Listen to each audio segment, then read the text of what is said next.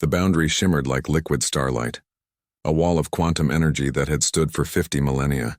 Captain Vex of the Galactic Council survey ship pressed his three-fingered hand against the viewport, studying the infamous barrier that separated known space from the human universe.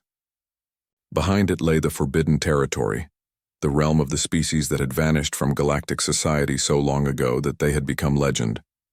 "Sir, the Council's historical archives have finished downloading," his navigator, Krell, announced. The young officer's antennae twitched nervously. "Should I display the records of the last war?"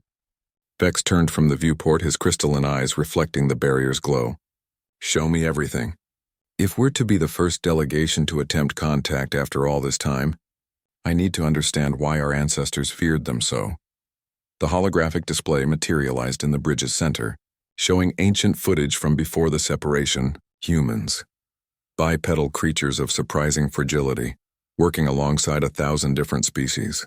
They had been newcomers then, having achieved faster-than-light travel mere centuries before the recordings were made. The galaxy had welcomed them as it had welcomed all others. "They seemed so ordinary," Krell observed, studying the images. "No natural weapons, no armor plating, no telepathic abilities. The database lists them as a Category 3 species, barely above primitive." "Keep watching," Vex commanded grimly. The images shifted, showing the deterioration of relations, a mining dispute in the Orion sector, a trade embargo over technology transfers, border skirmishes that escalated into full battles. And then came the footage that made every crew member on the bridge fall silent. A human colony under siege by the Dominion Empire, the galaxy's then supreme military power, outnumbered 50-1 defending civilians. The recording showed the moment when humanity changed the rules of warfare forever. Instead of surrendering or fleeing, they had done something unprecedented. They had turned their own sun into a weapon, triggering a controlled stellar collapse that destroyed the entire enemy fleet, while evacuating their people through emergency jump points. They destroyed their own star system, rather than surrender, Krell whispered. "That was just the beginning," Vex said. "Show the Battle of the Five Councils." The next recording was shakier, taken from a fleeing diplomatic vessel. 5 of the galaxy's greatest powers had united to demand humanity's disarmament after the Orion incident. The humans had sent a single ambassador to negotiate. When the council had voted for mandatory compliance, the ambassador had stood, spoken 6 words that the translator struggled to parse, and left. Within one galactic rotation, every military installation belonging to the 5 councils had vanished. Not destroyed, not damaged, simply gone. Erased from existence as if they had never been. No one knew how. The humans had sent another message. "We asked for peace. You chose otherwise." "The records indicate they never killed civilians," Krell noted, scanning the data. "Every vanished installation was evacuated first. Personnel found themselves on nearby planets with no memory of how they got there." Vex nodded slowly. "They followed rules, but their rules. That's what terrified our ancestors. Humans didn't fight wars. They ended them." The final recording was the most disturbing. It showed the last gathering of the Galactic Council before humanity's withdrawal. A human representative, a female called Ambassador Smith, addressing the assembled species. "You mistake our kindness for weakness," she had said, her voice carrying across the great hall. "You see our mercy as an opportunity for advantage. We came to the stars seeking friends, seeking to share in the wonder of discovery. Instead, we found species who see compassion as something to exploit." The ambassador had paused, looking directly at the recording device as if she knew future generations would watch. "We are leaving, not because we fear you, but because we pity you. In 50,000 years, when you have learned that strength without wisdom is meaningless, that power without restraint is hollow, perhaps we can speak again. Until then, this boundary will stand. Do not attempt to cross it. We will not warn you twice."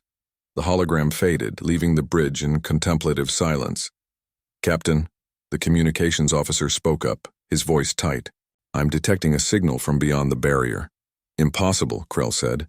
"Nothing can transmit through the quantum wall." "And yet," Vex murmured. "Put it through." A voice filled the bridge, speaking perfect galactic standard despite the millennia of separation. "Greetings.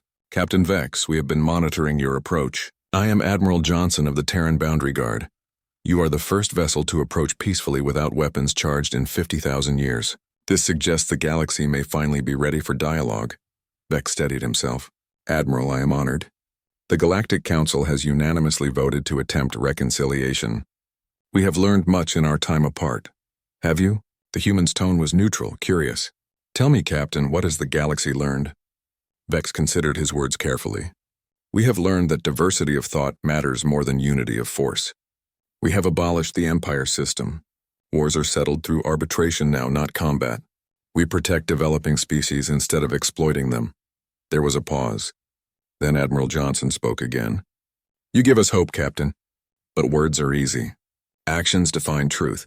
We will offer you a test. We accept, Vex said immediately. You haven't heard the test. It doesn't matter. If this is what it takes to heal the wound between our peoples, we accept. Another pause, longer this time. Very well. 3 systems away from your current position. There is a species on the verge of discovering faster than light travel. The Galactic Council's old doctrine would demand you make first contact, establish trade, integrate them into your hierarchy. Our test is simple. Leave them alone. Let them find their own way to the stars. Protect them if needed, guide them if asked, but do not impose your will upon them. For how long? Vex asked. Until they choose to make contact with you. Whether that takes 1 year or 1,000. Krell's antennae twitched in agitation. Captain, the Council will never approve of this. An uncontacted spacefaring species could destabilize entire sectors. But Vex was already thinking beyond the immediate implications. This was the lesson humanity had tried to teach them 50,000 years ago. True strength wasn't in controlling others, but in restraining oneself. Admiral Johnson, Vex said formally, I accept your test on behalf of the Galactic Council. We will watch. We will protect. We will not interfere. The barrier shimmered, and for the first time in 50 millennia a small section became transparent. Not gone, not lowered, but clear enough to see through. On the other side, Vex could make out ships of impossible design, cities floating in space that defied conventional physics, and stars that burned in colors that shouldn't exist. Captain, Admiral Johnson's voice carried a warmth now that had been absent before. You asked what was lost when we separated. It wasn't just humanity that the galaxy lost. It was the understanding that true advancement isn't measured in the power to destroy or control, but in the wisdom to create and protect. We have spent 50,000 years preparing for the day when the galaxy would be ready to learn this lesson. And if we fail your test? Vex had to ask. Then we wait another 50,000 years, the Admiral replied simply. But something tells me you won't fail. The very fact that you accepted without knowing the details shows you've already begun to understand. When that species makes their own choice to join you, when you've proven that the strong can protect without dominating, the barrier will fall, and humanity will return not as conquerors or teachers, but as equals among species who have finally learned the greatest truth of existence. Which is, that every species must choose their own path to the stars. Guidance offered freely is friendship. Control imposed by force, no matter how benevolent the intention, is tyranny. The transparent section of the barrier slowly returned to its shimmering opacity, but Vex felt no disappointment. He had seen enough. More importantly, he understood enough. Helm, he commanded, set course for the system Admiral Johnson indicated, and send a message to the Council. Tell them that humanity's test isn't a challenge to our authority. It's an invitation to prove we've evolved beyond the need for authority at all. As the ship turned away from the barrier, Vex took one last look at the shimmering wall that had separated 2 parts of the galaxy for so long. It wasn't a prison, he realized. It was a cocoon, protecting both sides until they were ready to emerge as something greater than either could become alone.